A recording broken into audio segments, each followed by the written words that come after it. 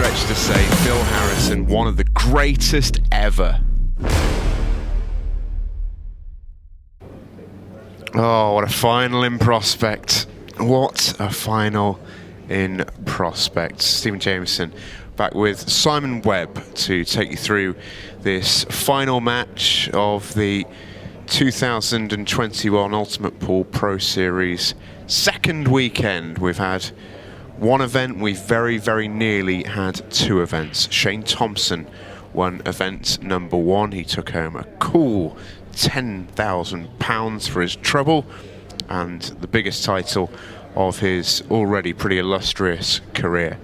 Phil Harrison exiting at round one of every Pro Series event until this one, where he has hit a rich vein of form, taking out Dylan Leary, Dan Grech, Aaron Davis, as we just heard there from the man himself, and Declan Brennan in what was, Simon, a clinic. Yeah, it was Phil Harrison, a Phil Harrison special. Absolutely brilliant performance. You know, we talk about those generational battles, seeing the rising star in Declan Brennan versus Phil Harrison. Well, Phil Harrison did not give Declan much to go at all, and that can happen in this game. And you know, Phil Harrison, very worthy place in this final.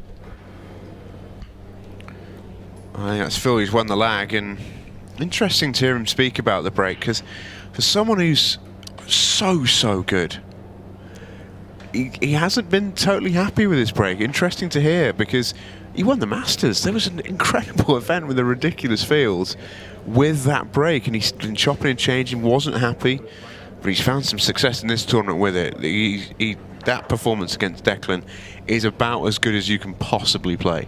Yeah, exactly, and it just shows you how fickle pool players are. They win a tournament with a breaking one way, they have a couple of bad results in the next tournament or next couple of tournaments, and then they change, but it doesn't matter because he's found a way to break and give himself lots of opportunities in this one. I felt like we talked in a dry break there, to be fair. Yeah, naturally. I think that's his first dry break of the evening. I don't think he missed one against Declan, I should say. And this brings Shane Thompson to the table. I mean, let's talk about Shane for a second here, because 3 finals on the spin in a field like this is... It's not a stretch to say we might not see this again for a very long time. Yeah, there was some talk amongst the players, I think, at the beginning of the Pro Series about whether anyone could go and win 2 on the same weekend, but I think everyone just felt it was just incredibly unlikely to go through 2 fields this stacked in one weekend and lift both titles is just so unlikely. So for Shane to be in a position where he is 1 match away is incredible in itself. You throw into the final there, he lost to Jake McCartney in Pro Series 2, and it really is something quite incredible. What it will do, of course, is catapult him to the top of those Pro Series rankings. And, quite right too with how he's performed over the last couple of weeks. This has gone ever so slightly wrong though. It's a nice little pot. He wanted the cannon, but that red has gone safe on the left side of the table. Yeah, one of a rare loose shot from Shane. He hasn't had many so far this weekend, but he does have a route to try and kick this ball back out. Fairly natural controlled cannon coming up off the top and side cushions.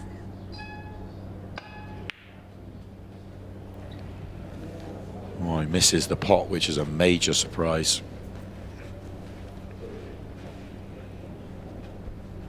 And there's not been many of those this weekend. And for a man who comes into this as one of the form players in the world, it feels almost churlish to say, but after that performance from Phil Harrison in the second semi-final, you can't afford to do that. If Phil comes into this match on that kind of form, any mistake will be costly. Yeah, he doesn't look like he's in the mood to give away opportunities. Phil's just having a look here. The yellow that's just above the cue ball at the minute, he's looking to see if he can play it off the red into the middle pocket, which would open up that yellow on the side rail. That's Phil's biggest problem. The red is quite a long way away from the pocket. It is on, but it's sometimes you see that shot and it's all but unmissable. This is not one of those. Yeah, this is really tough.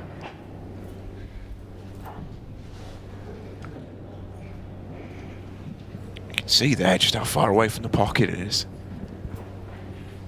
to the point where you think, is it even on at all? Yeah, I think it is on. It's just not absolutely as you'd want it. But if you don't take that shot on, then it's really difficult to get an angle on the ball to go into the problem he has there.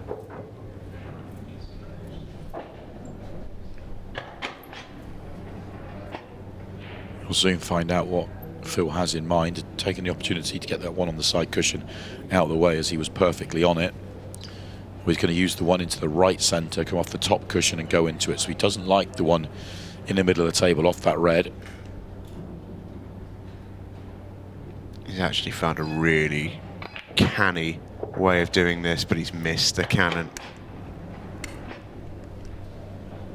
Both players tried to go into it in the same way, and both players have missed that cannon. Shane missed the pot as well, so at least Phil gets to play the next shot, but now he is running out of ways of doing it.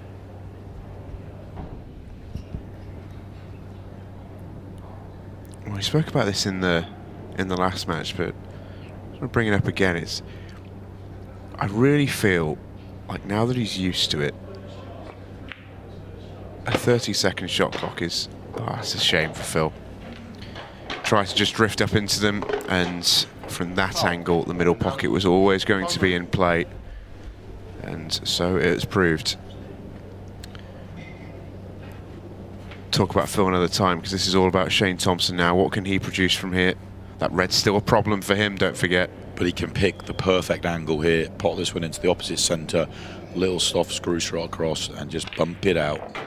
There you go, and he guaranteed, absolutely nailed on, guaranteed to be on the red over the top right-hand corner, and the rest is there for him. The only thing I would say for Shane, he would absolutely love to play the one into the left centre as his last ball.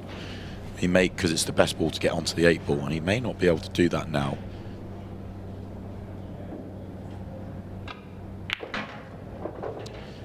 Didn't feel he could come down the table off that shot. So he is going to take the one into the left centre.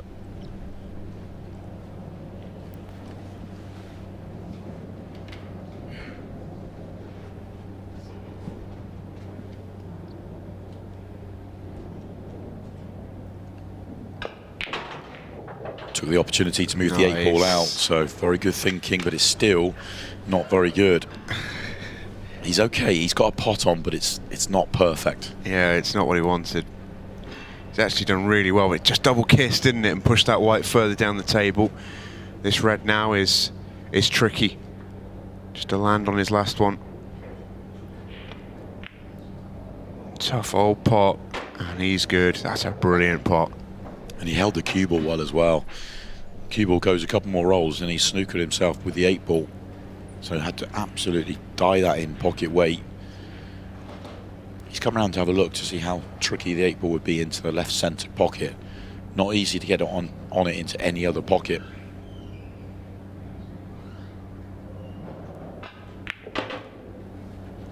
Yeah, accepted it into the left middle. I think that's something that Shane's done really well this weekend, is he's not tried to do too much. If he's had to play a shot like this, he's accepted it, got on it as well as he can, and generally made it.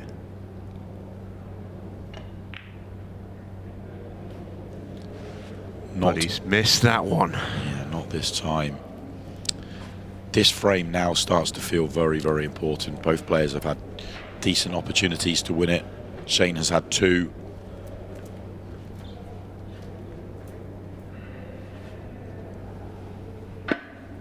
Looking from the overhead, it looks like a bad miss, but those shots, until you're out there right behind it, it looks a much tougher pot, doesn't it? It's so difficult. You look like you've got no pocket to aim for. Certainly no margin of error. Oh, Phil trying to go past that yellow. Getting the cannon is not good. Now then. It's incredible how different a match can be. He didn't make any mistakes in his semi-final. 10 minutes later in the final, can't quite get control of that cue ball.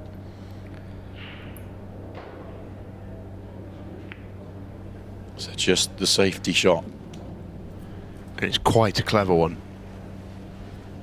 It is, because if Shane fouls here, then it's a really easy clear up for Phil. He plays the yellow off the 8 ball, opens up the pocket for the last yellow. But so also, Shane, I don't think there's no way I think Shane can. Well, can he squeeze it down the rail? Can he maybe get this moving towards the pocket? Well, he could, but the cue ball's in. And I think that was it. That was why it was such a good safety, because there was just no way for Shane to get that moving towards the pocket in any way. Yeah, I didn't think he could quite get to it this way, but he could just about get through. But you could see, I think the cue ball hit the cushion, then hit the yellow, then hit the 8 ball, then went in off. So he didn't quite get through the gap. Well, Phil's been let off there, but to be fair, he has recovered well with a really good safety to still allow him the chance to win this frame. Yeah, didn't give it away. But you're right, it already feels like a big frame, this one. Phil Harrison 1-0 to the goods in the final.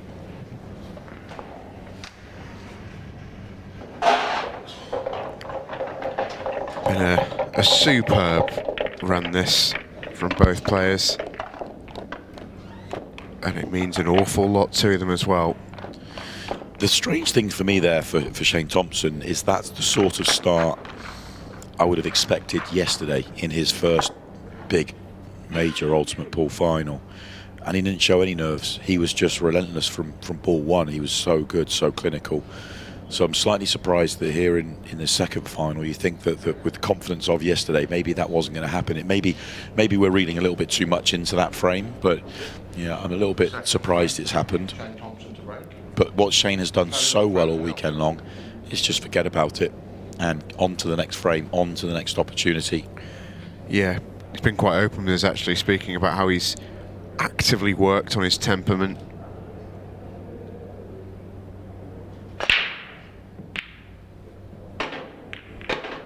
It's a great break.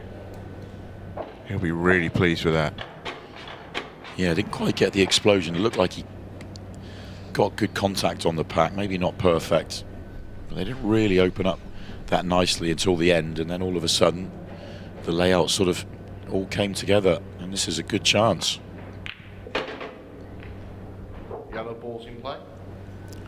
That's not a good flick though, that really isn't. I think he can still poke through that gap to the yellow just underneath the triangle area, but that is not ideal. It's not what he was hoping for. He's just looking as well to see whether he can just clip the one he's next to into the pocket, and I think he can. So it's not as bad as it first looked.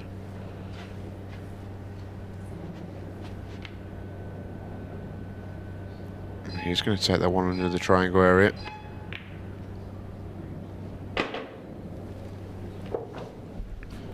And that was nicely controlled. Cue ball going towards the middle pocket as well. Dies it in pocket weight. It's not perfect. Straight on this to the centre pocket would be perfect, but he's okay. He's got a wide margin of error for the next shot. It's what Shane Thompson does. I feel like both of these players have some of the best cue ball control around, really. Shane's a phenomenal touch player. As we discussed with Gareth Potts earlier, does it all with what's essentially a snooker cue. And he said he's not sure why it works so well, but he's never felt more comfortable or more at home on a 7x4, and so it is proving. Yeah, it certainly works for him, that's for sure, because his cue ball control has been one of the big keys to his play this weekend, and it always seems to be.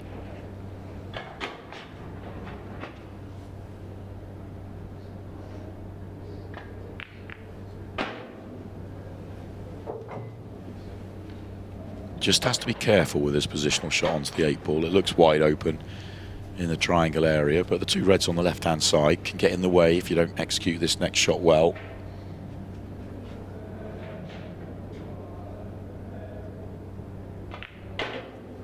Hits the gap nicely enough.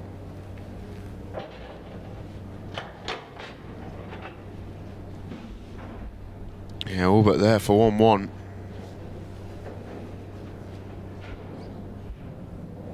And this has been a really impressive clearance from Shane Thompson.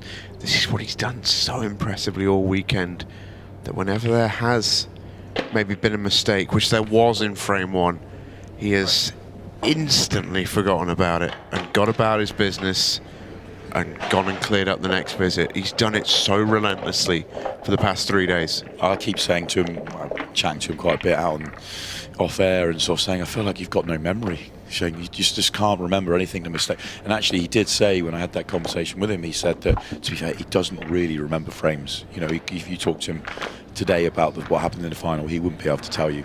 He forgets everything. He just focuses on that next visit to the table, which is actually a really good attribute to have. Yeah, isn't it just? We can see he's at home now on that arena table. He's been on it enough times this weekend. He looks relaxed. And Phil probably won't be knowing him after that first frame. Yes, he's 1-1, but it was a bit of a fitful first frame from Phil. Wants to return to that mesmeric form that he showed against Declan Brennan in the semi. He needs to start by making a ball off the break, and for the second time he's dry, having gone completely through the semi without failing to make one. Now 2 dry breaks on the spin. He catches these okay. It's not the worst strike in the world, and you know, probably hit that well enough to deserve to make a ball, but sometimes it just goes against you.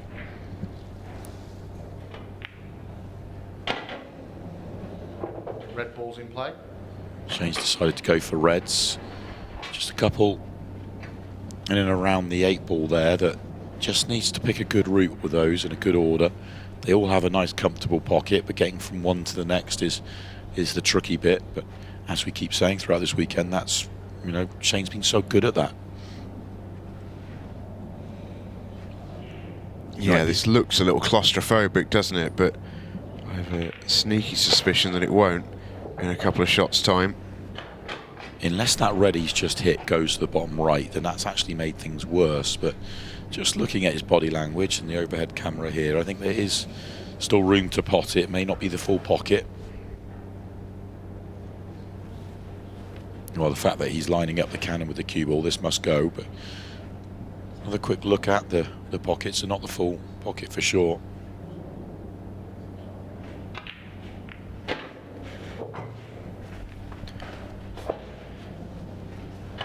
Oh, those 2-3 shots just to open up that little area that was tight. It's all there for him. I mentioned this about Declan in the last match, but these are the sorts of finishes where Shane Thompson really looks at home, where he can show off his best attributes. That close, tight cue ball control and these fiddly, finicky frames. He looks so good in them. Still work to do. Yeah, he's just trying to work out he could take these in a few different ways, different orders. They're all fairly comfortable pots on the red. It's just working out which way he feels comfortable to get onto the 8 ball the best.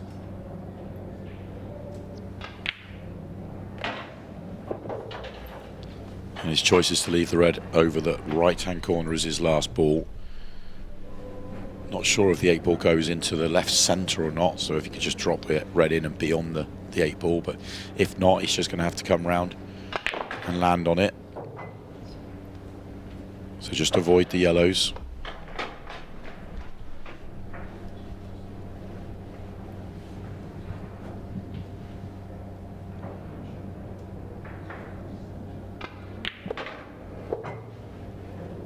Just needs it to pull up. Yeah, hold up, he says. Don't you dare bounce onto that cushion.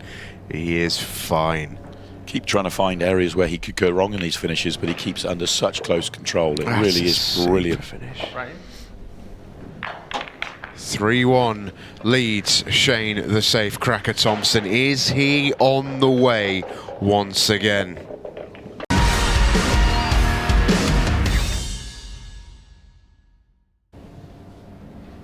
Shane Thompson is the man in form. He's the man in the lead again. 2-1 he leads. Right. Leading 2 frames to 1. And with the break as well, Phil has been superb all the way through the tournament.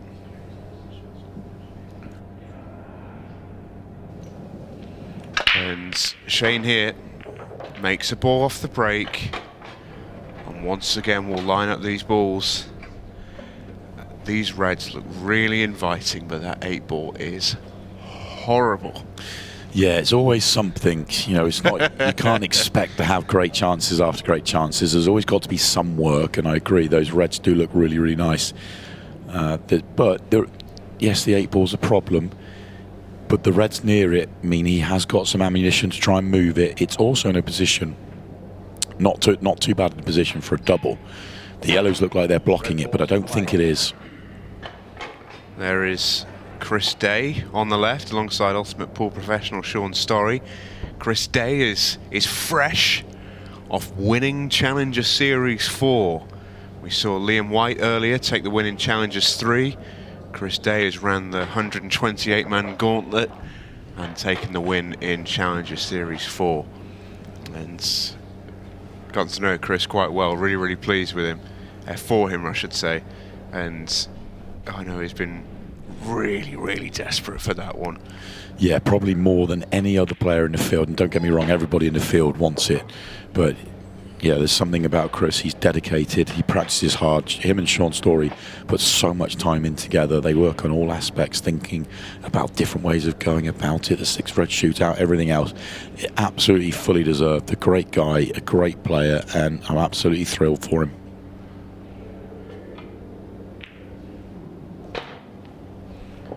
So has a little angle here if he wanted to. He can play into the yellow and nudge the 8-ball up. That's exactly what he's looking at now.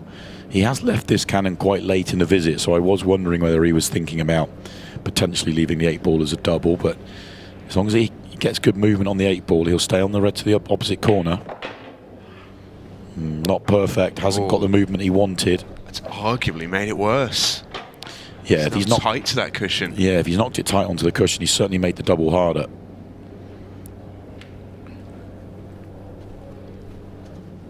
If he doesn't like the double, he has got an angle, I think, where he could certainly create an angle to get towards that 8-ball, but it's not an easy shot. And would be an enormous risk. So double it is, but he's overhit the position onto the double.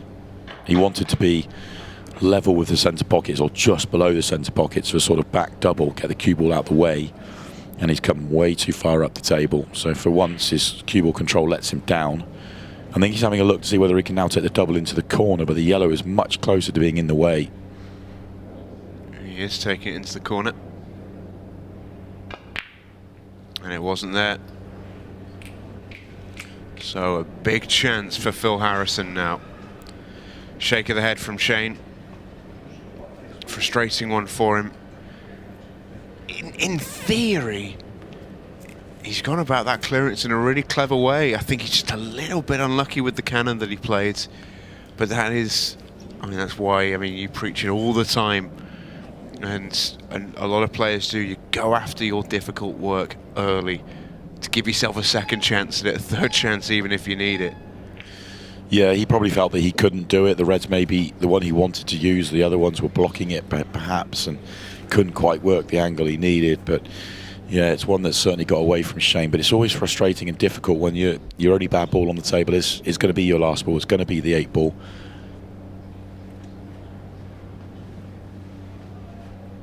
So Phil Harrison absolutely in the driving seat here.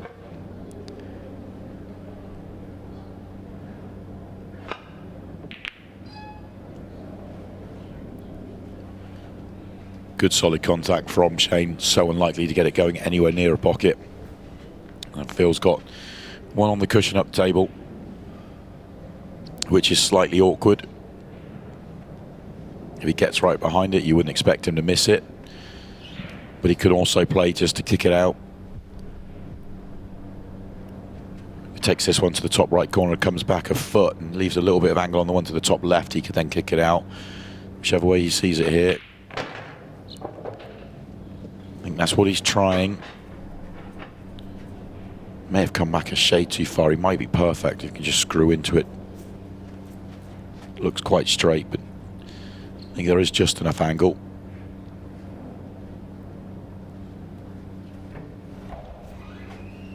Yeah, this is the sort of finish where you just can't fathom Phil not getting these. But he showed in that first frame, mainly the one that he won, that he could probably do with a nice finish just to settle him down. He did look a little bit edgy out there. He's not happy again. Yeah, well, I mean, just when you see the way Phil's gone here, he had no thoughts of even thinking about kicking it out because he knows he can play the ball down to the bottom left-hand corner, and it's unmissable because you've got the yellows over the pocket. So a much better route from Phil Harrison than I was suggesting, but he has overhit the cue ball, so he's got the cue ball a little bit too far. There's more angle on this than he wanted.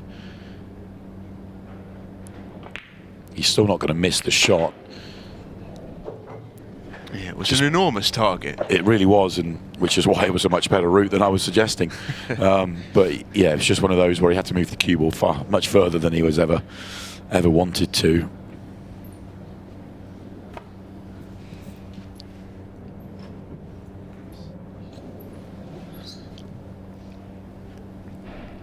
Well, these really should be unmissable at this stage for Phil Harrison. Race to 6, remember. This to go 2 apiece. Take our first little look at the clock here. 22 minutes left on the match clock. So still plenty of time for one of these players to get to 6, but the way the match has gone, may not get it all the way.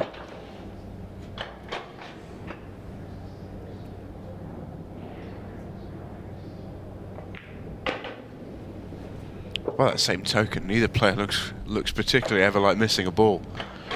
No, I think that first frame just lasted a few minutes where both players made a couple of mistakes, a couple of chances each way.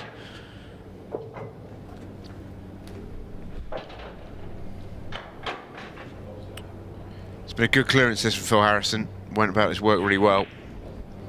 And that, hopefully, for Phil's sake, will just settle him down a little bit because he was so unbelievably good against Declan Brennan.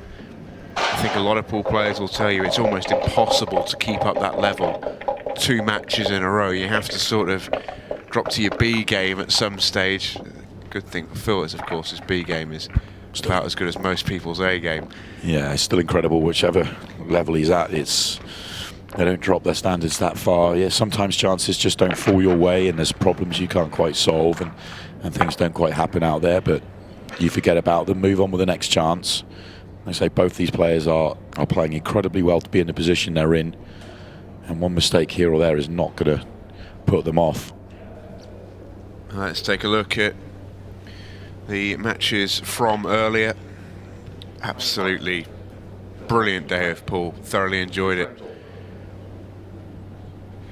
And I mean, my personal highlight of the day, and it absolutely won't be Craig or Carl's, was that final 10 minutes in that quarter-final between Carl Morris and Craig Lakin. A 9-minute tactical frame on a 15-second shot clock. Looked like murder to play in, but my goodness me, it was fun to watch. Oh, Phil. 3 breaks he's had, 2 dry. He finally makes a ball and he gets a kick in like that. How's your luck? Yeah, it gets the cue ball going towards the pocket, I think, here. Yeah, no, maybe not. He was parked in the middle of the table, going close to the centre pocket, but to be kicked into the corner, have to say that's unlucky. They still haven't opened up brilliantly. Still congested in the bottom half of the table.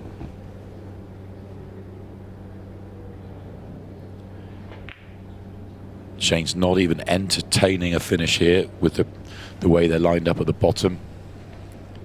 Clever, nudging the yellow down towards the bottom left-hand corner means that there's a really good ball to knock out what would be the hardest yellow on the table, the one that's next to that red, and stopped Phil from having anything to go at. Yeah, it's interesting, isn't it, how the tactics work here, because it's still open table, but Shane almost in his own mind has already taken yellows.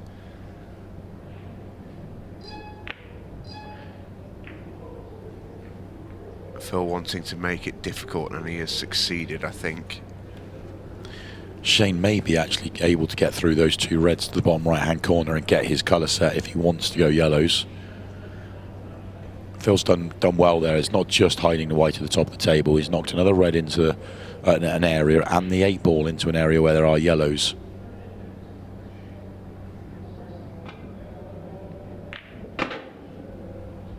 Yellow balls in play. Would have loved a little extra roll on that. He's cued that decently though. And we now at least have colour sets. Shane on yellows, and this is such a tricky table. Yeah, but he's got his colour set. He got what he wanted. He doesn't have to go for the finish here. Yeah, not going to even entertain it. Just delicate little safety shot. Over to you, Phil. What can you do from here? I think Shane will openly admit that he's still, you know, he's played these rules a fair bit, but he's still learning them in terms of the finest intricacies of the sort of safety battles. I think a number of players are.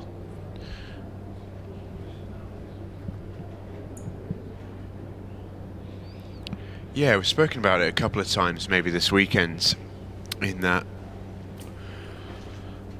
I think for all 34 players, picking patterns, potting balls, the rules don't make any difference. You know, you could be playing whatever rule set you like. They're all good enough to adapt on the fly to making clearances. Not a problem. But where they become, there's much more to learn and nurture over time, is in this side of the game, because there's so much possibility to explore, and that's where players with a lot of experience in this rule set can take a bit of an advantage. But you're seeing, aren't you, event to event, week by week, players who are playing it a lot, they are definitely improving. Yeah, I completely agree, and I think we're going to see that improvement across the board with all the players as these rules become the more and more the norm. They have been around for a long time, and those players that go away and play, you know, in Chinese 8-ball and other areas in the world will know them better than most. But you know, the more these players play them, the more they'll learn. But interesting for me is that when the second semi-final for Harrison and Declan Brennan was going on, I went and had a chat off air with Shane Thompson and talking about the game, and he said he took on a finish in his semi-final where he felt like the right thing to do was not to go for the finish, but because he's not yet completely comfortable with the rules, he didn't know which way to go about it, so decided to go for the finish, and he was good enough to get it, has to be said. But it just shows that even at the level he's at, he's still, you know, trying to really learn and improve on that side of things. And he's putting the time in, you can see 100%, that. yeah.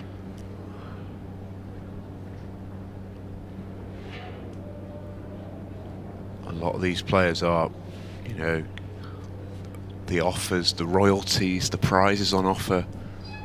You'd be daft if you didn't. Yeah, that's very true. I tell you what, there's some mileage in this frame. You just watch that match clock tick down. Even though it's a race to 6, that well could become quite influential. This could be the way this is going, and I think the longest tactical frame we've seen in these rules is about 8-9 minutes. The one in the semi-finals between Carl Morris and Craig Lake in, the quarterfinals was as long as we've seen. You throw that onto the match clock now, and all of a sudden, you know, it's twice as long for a start. That was on a 15-second shot clock. That's very true. This takes some serious figuring out. Both colour sets are horrible right now.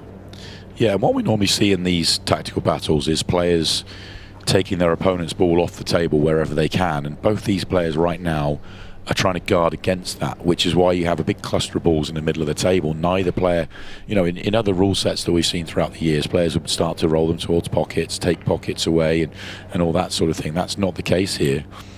It's not helpful. And it's not helpful in this situation, because the minute one of these players rolls a ball over a pocket, their opponent is just going to play one of their balls on top and get it off the table. It seems so counterintuitive maybe, but the more balls you've got on a table in a tactical battle, the more of an advantage you have.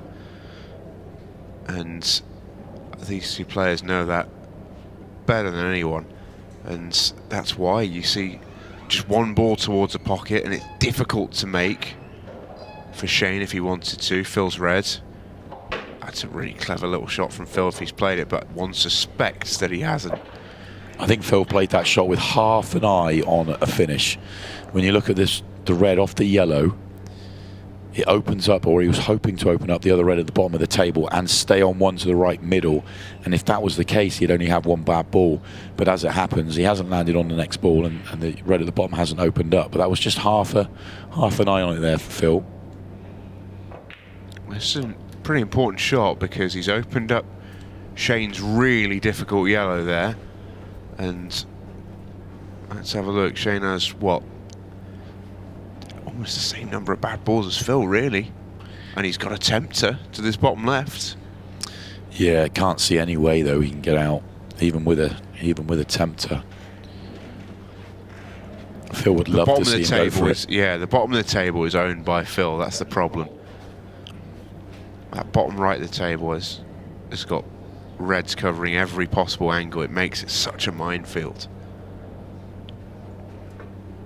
But I just wonder.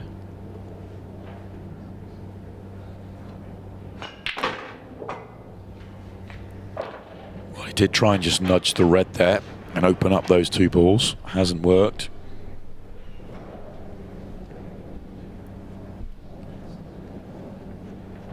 So a couple of balls potted, one from each player in the last couple of visits. So that's just going to open up this area of the table.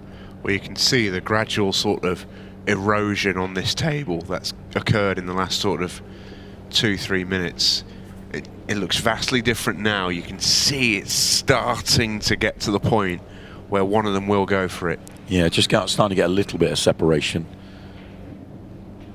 You'd say neither player has really had a great handle on it yet. Neither player has really been able to force anything.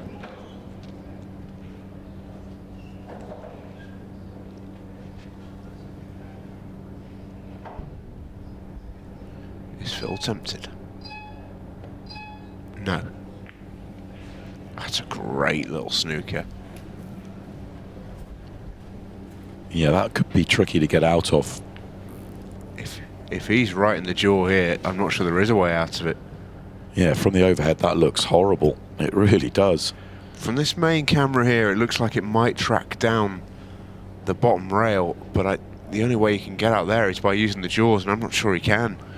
Yeah, I think it's more from the main camera than the overhead. I think he can get to the bottom cushion. Yeah, he could just get to the bottom cushion, but still not able to get to a yellow. And that is a foul. Ball in hand then for Phil Harrison. This has to be the chance, you'd think. Can he play a developing shot to open up this frame? Still not easy. The two of them having a little laugh together out there. I can't imagine either one of them is enjoying this frame. You don't want a frame like this in a final. You just want to be able to get out there, give us a chance to play your pool and take your finishes. The length that this has gone on, neither of them is enjoying it at this point. But is Phil about to finally get over the line in it? He's still got his extension. Key shot here, if he is going for it, and I believe he is. He's being very pinpoint where he puts this cue ball. He is playing into the red and yellow at the bottom of the table. Now, if he plays into the yellow and catches it half ball, which is all he can catch it, then the cue ball's going to come away from it and it'll be on the red to the bottom right-hand corner. Didn't want to catch the red, wanted to catch the yellow, and that's why he's got the shake of the head. But he's got a roots out.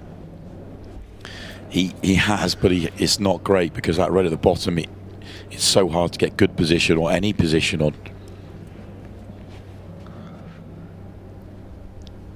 He's got the ball just to the right of the triangle area. That goes to the right middle. Could potentially use that to develop the cluster above. He's got to move. And he's almost annoyed at himself for potting it. He's rushed into it.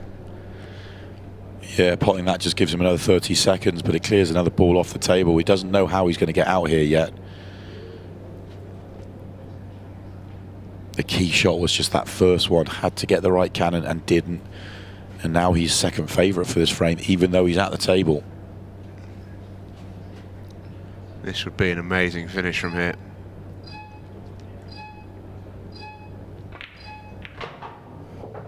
Played another development shot, and that is how it goes. And then the noise goes. 10-second shot clock in operation. 15-second shot clock, I should say, will come after this shot. Yeah, they need that extra 5 seconds. Don't take it away from them. Yeah. So safety, it's all Phil could do. 15-second shot clock.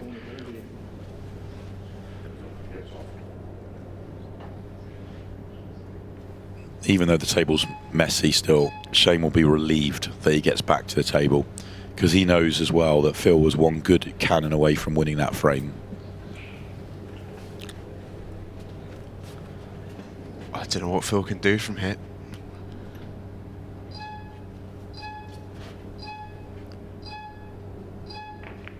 Does he just try and make it mixy for Shane? I think that's what he's tried to do. He's not left a lot. Shane's just got to be patient here. Yeah, he might go into them now. I don't think he will. It's a little bit too thin. Yeah, just keep being patient. Shane has so much power at this moment. Just has to make sure he doesn't leave Phil a finish. Phil has a horrible pot onto the top left-hand corner. And he's also got nothing to lose. Yeah, I don't see him taking it on. Well, maybe the time clock against... Oh, he's fouled. In the end, run out of time and run out of ideas. And now the frame is absolutely at Shane Thompson's mercy.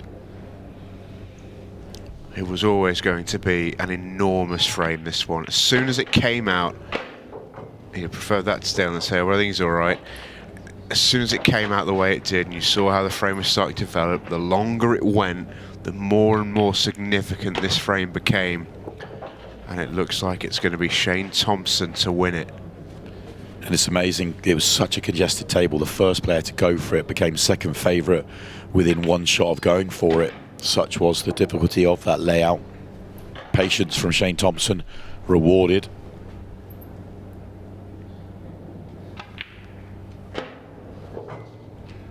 We have a little over 7.5 minutes to play, and Shane Thompson leads in a final again for the second night running. Well, well, well. Do not leave your seats. We're back after the break.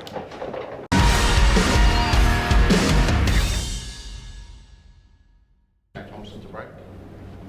3 frames to 2. Shane Thompson breaking 3-2 up with 7.5 minutes to go in his second final of the weekend. If you'd have said that sentence to him on Friday, he'd have probably thought you were mental. Oh, but this has been the weekend of all weekends for Shane Thompson, and what a break to hit at that time. It really has. This is, I think, even in his wildest dreams, Shane's a confident player and a great belief out there. But yeah, back-to-back finals, potentially here, back-to-back titles. Absolutely incredible. Now needs to hold his nerve. Big finish on here for him, but they are all there for him. This is the sort of frame that he'd have loved after that last one, which would have been murder. Both of those players did not look comfortable for 1 minute of the plenty that were played in that last frame. This is just what Shane would have wanted. Great break, good split, decent chance.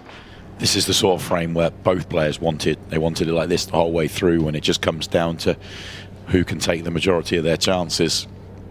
I think it's fair to say we were expecting more of a final that was that way, but sometimes the balls just don't break for you, and you end up in tactical battles like that.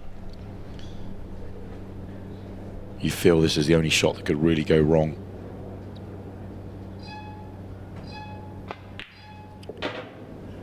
A little bit short. He was worried about just getting into it too much, I think, and going into the yellows. Just a touch short here.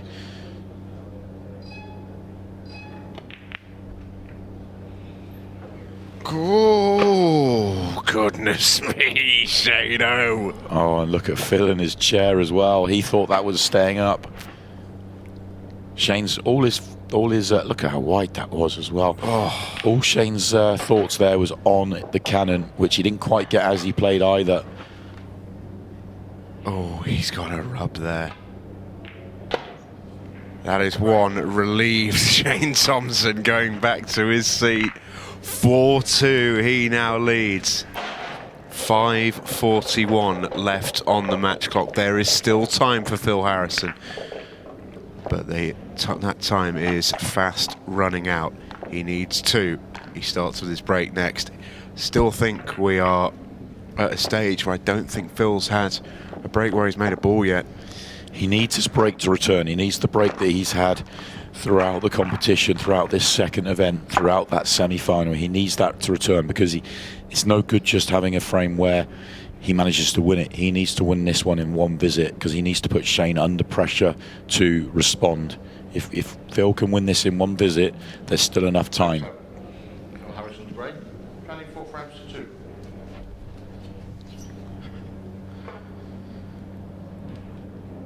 Massive break.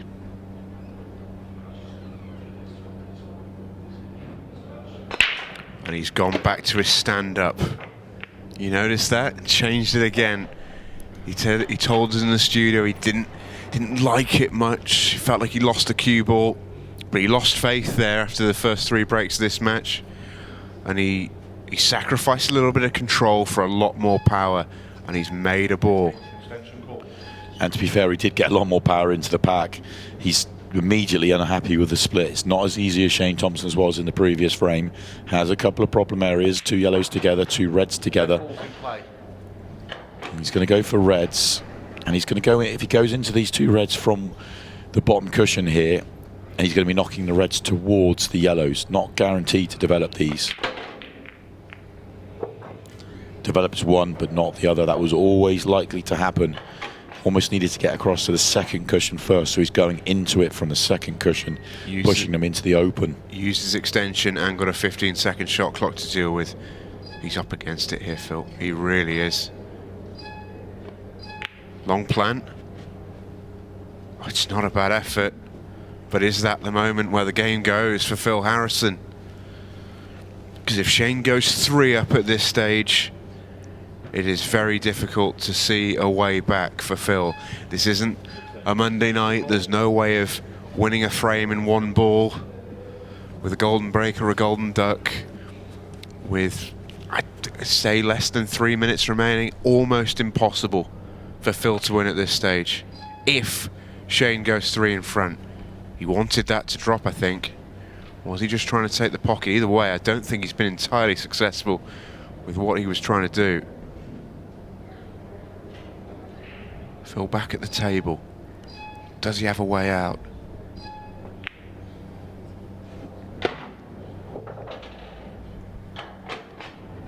He's going to try. I think the red at the top of the table does squeeze in.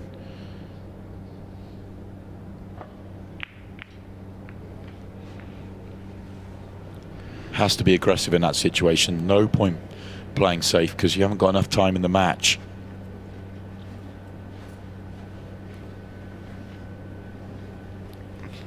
Shane go aggressive. He's not got a huge amount of time to think about it. Yeah, he can squeeze this one in. Now the yellows are all open. They probably weren't quite there for him in the first chance. This time they are. 3 minutes left on the clock. Just compose yourself. Take your 15 on each shot here, and even if you don't get out, you're going to be pretty much there anyway because of the clock you're going to chew. But if you do get out, you're absolutely there. Phil Harrison, I think, looking behind the arm of Shane Thompson, looks like a man who knows the jig is up. Shane Thompson. The weekend of his dreams.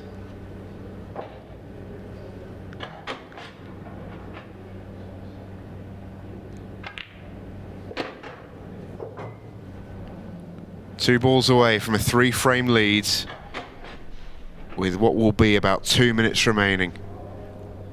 Only shot that can go wrong.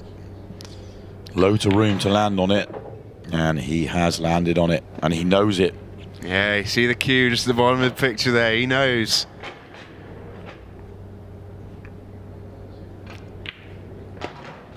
Shane Thompson, 5-2 up, he goes on the hill, but with just 2 minutes and 2 seconds remaining, it is next to no time for Phil Harrison to respond. just remarkable. I'm really struggling. I'm just thinking, like, I've known Shane for a very long time. I've seen him play. I know how good he is. But even coming into this weekend, it's such a surprise to see him win both. It would have been a major surprise to see anyone win both events. But, just incredible that Shane is there. And, I mean, I'm so pleased for him. Great guy off the table. Just phenomenal player on the table. Leading 5 frames to 2. I think coming into this weekend, Shane's really highly rated among a lot of the pros, I know. But in terms of the odds of how the favourites were perceived, he wasn't really spoken about much. To come in and win both events. And Phil knows he now won't have a chance. That is it. Yeah, and how about wrapping it up with getting to 6 frames rather than the clock? Go out in style here, Shane Thompson. You have been the player of the weekend. Take it home. The champagne is on ice for the safecracker. My goodness me, hasn't he found the combination this weekend? That's incredible to hit that gap. Any contact on either of those yellows and he pings it all open, hits the gap, and now the finish may not be there. He won't care. Oh, I don't think he'll care one jot.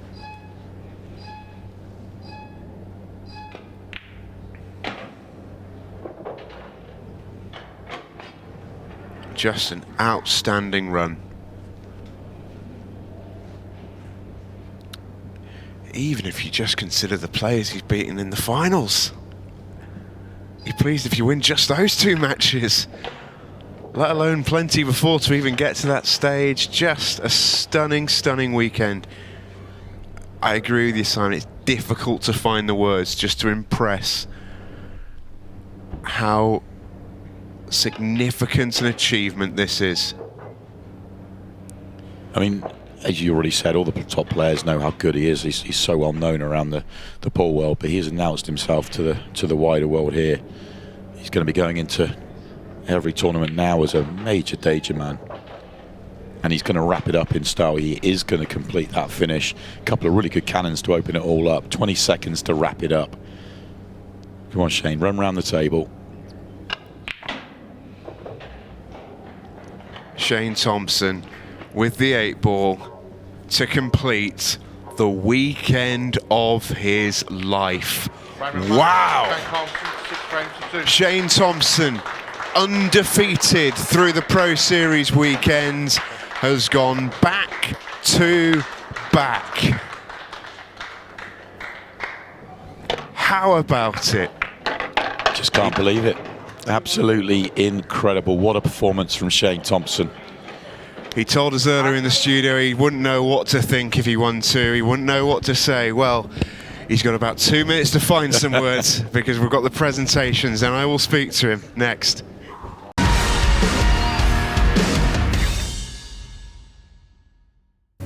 Well, a very warm welcome back onto this arena table for the final time this weekend. It has been a marathon event here at the Ultimate Pool Pro Series, events 3 and 4. But at the end of it all, we have one man who has lifted 2 trophies. Truly an incredible performance. But before we speak to Shane Thompson, let's hear it for our runner-up in event 4. He is the farmer. He is Phil Harrison.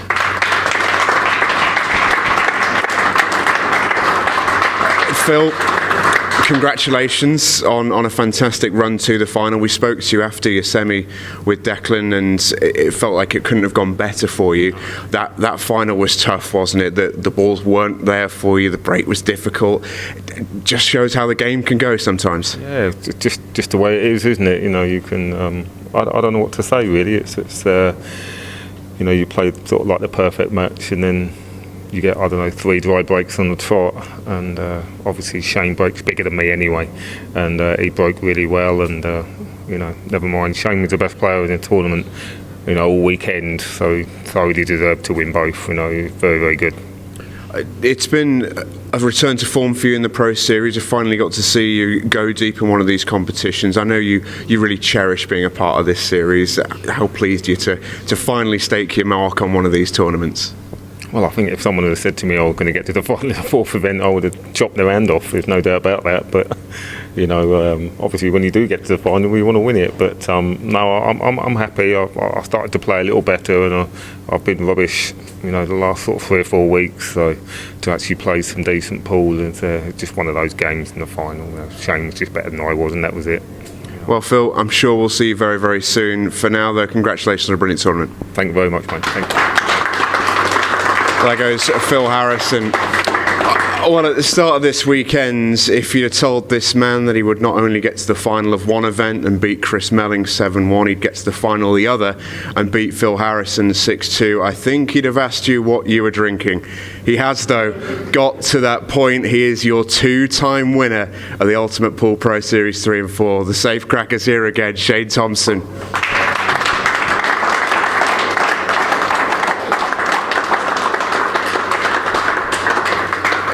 Just incredible. That must be an incredible feeling. Can you try and describe it for us? It's amazing, unbelievable. Like, I put a lot of time in for this, so I'm really happy that it's obviously paying off. It's been a crazy weekend for you. You come here on Friday. Did you put any expectations on what you wanted to achieve, or is it just not the field that it's possible to do that? Obviously, getting to the final of the last event obviously give me a bit of confidence. Obviously, I want to go one further, but to do the 2 is mind-blowing. It's not just 3 finals in a row, which in itself is an incredible achievement, but to win 2 back-to-back, we were discussing at the start of this series, a lot of conversation among the players. Would anyone have the chance to do it? I think by the second weekend, long odds for anyone. It's just an incredible moment. This must be truly the highlight of the career for you. Oh, 1,000,000%. It can never happen again, maybe. I'll come back next time and try though. Well, at this point, you've got a pretty long unbeaten stretch to defend when we're back in a few weeks' time. But for now, though, you have a second trophy for the cabinet to collect. We're going to bring in the Ultimate Pool Chief Executive, that is Lee Kendall, for Shane Thompson's second trophy of the weekend. Let's hear it.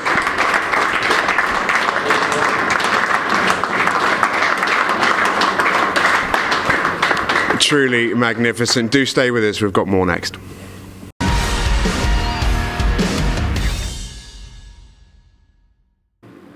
Well, a very warm welcome back to the Ultimate Pool Pro Series. Shane Thompson, what a result that is. He takes the win over Phil Harrison. Magnanimous in defeat, as Phil always is. Joined in the studio by Simon Webb, Gareth Potts.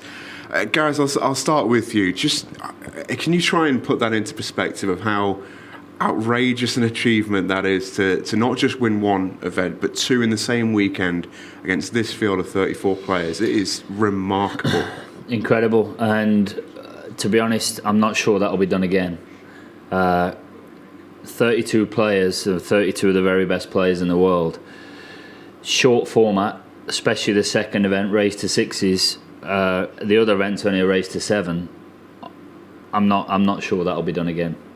It truly feels a little bit historic, doesn't it, Simon? Even at this sort of early juncture that we're at with Ultimate. Yeah, it's absolutely incredible that anybody can win back-to-back titles on a tour weekend. The fact that he also did it, made the final of the last one of the previous tour weekend is absolutely incredible. I think looking at this weekend in itself, he wouldn't have been one of the favourites for either tournament. He would have come in here with the stacked field that we have. He would have been in the middle of the pack. He's just, we know how good he is, but to go on and win one was just the best weekend of his life. The fact he's gone on and won both, I just cannot put it into words. It's absolutely incredible. Yeah, and just a quick one on that. I think what has probably enabled him to do it is the schedule has changed from the first event. So there was one match played on the first day of the first event. This time there was 2. So the schedule change, I think, does help for this to happen. But even so, unbelievable. Yeah, I think with how it was in weekend 1, it probably is impossible. Yeah. This way around, it's probably still 1,000,000 to 1, but it's got some odds. It really is. I mean, you think about what you said there, Simon. Sort of middle of the pack is how we expected it to go. It's how the bookies saw it. When you double that factor over 2 events over 2 days. It's so difficult to go deep into tournaments. Sure, in weekend 1, Rob Chilton was the only man to make both quarterfinals, let alone make both finals and then win them both. It truly is historic. It really is. And I mean, I've known Shane for a long time. I know how good he is. I didn't know he was that good, because it wasn't just the fact that he won it. He wasn't like he was pushed in a couple of matches, but he was taking players apart, winning some matches really comfortably. Won his final yesterday 7-1, won a match earlier on in the weekend 7-0. It felt like he was taking all his chances. He was making the game look really, really simple. And even then, we thought that tactical frame was going to be the key. He manages to get over the line in that tactical frame and then just ran to the finishing line. Didn't even think about letting Phil back in. I wanted to ask you a little bit about that frame in particular, Gareth, the one that took 10 minutes really out of the match clock, because that was a frame that I know you, as a real exponent of these international 8-ball rules, probably watching through a slightly different prism than the rest of us. What did you make of it? Well, I thought that it fell perfectly for Shane, because Phil had the worst set of balls, and the more Phil potted a ball, the least he had of winning the frame. So the more he took a ball off the table, the less favourite he was. And I think that fell into Shane's hands, because he was able to just keep playing a safety shot. Then when he actually came to win the frame, there was probably, like you say, 10 minutes or whatever gone off the clock. And I don't think he was ever going to lose the frame with Phil having those couple of balls left. So I think he just thought, realistically now, the worst case is going to happen for me would be a shootout. So I think it fell into his hands, the fact that he had the better set of balls. Felt he was more patient as well. He waited and waited, and Phil looked like he was trying to be aggressive, trying to make something happen, trying to create something that wasn't quite there, and that's why he was taking the balls off the table. What comes with winning, that confidence of winning as he's won the last event, is it's easier to stay patient out there. It's easier to sit there and be relaxed and go, I've already won, I'm comfortable in this environment. I've played a million matches on this table over the weekend.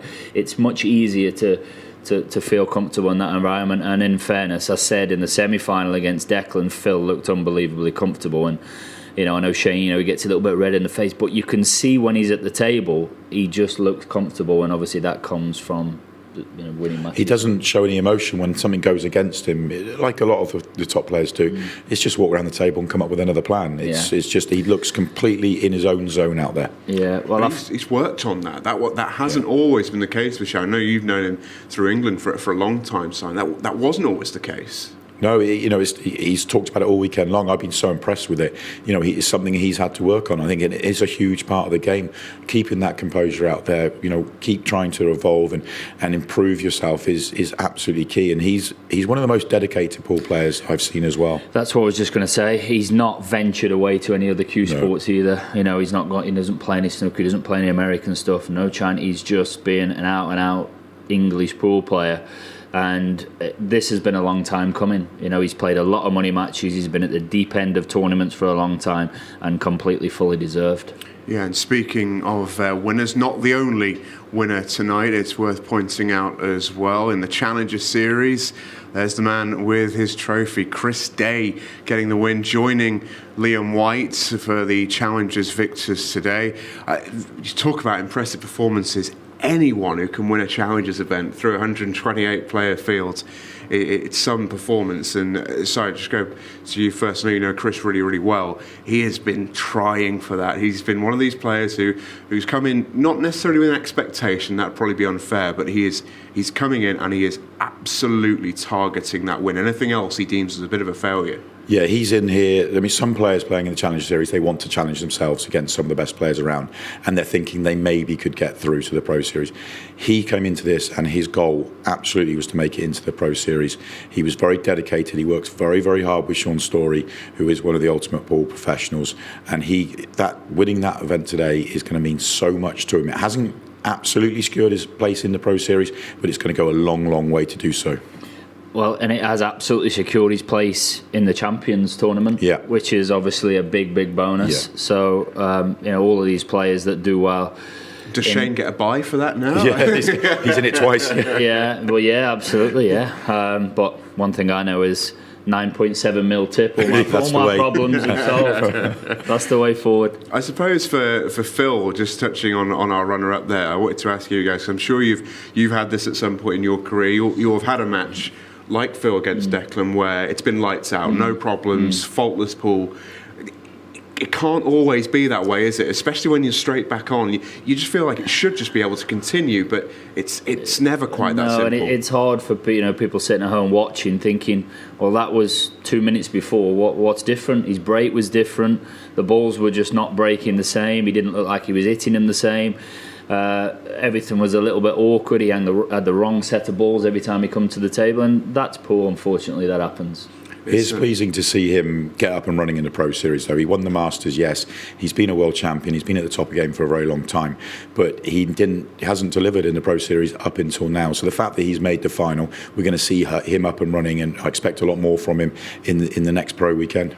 Yeah, and I said in the commentary when he played Declan, there's not been a player in the world that's won more tournaments than him over the last 6, 7, 8 years. He is just, even the one-day events and the weekend events, he is just prolific. He wins absolutely everything.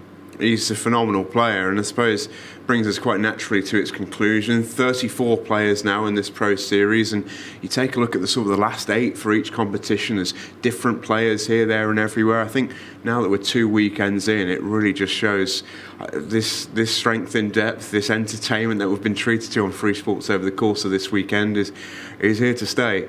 Yeah, well, I've said it a couple of times this weekend. We have our inklings which way we think they're going to go. We always talk about the dream draw. If he wins and he wins there, we have no idea what's going to happen. 34 of the best players in the world. Anyone can win any match, and we have seen anybody can win these tournaments. It is absolutely incredible. It's so exciting to watch. Yeah, and the bar has truly been set there by Shane, because I'm not convinced that that'll be done again. To win both events on these weekends with the quality of the players that's in that 32-man field with the short race format, that bar is definitely set, and I don't think that'll be done again. And for yourself, Gareth, first weekend back as an English pool professional, enjoyed it? I enjoyed it. Yeah, I enjoyed it.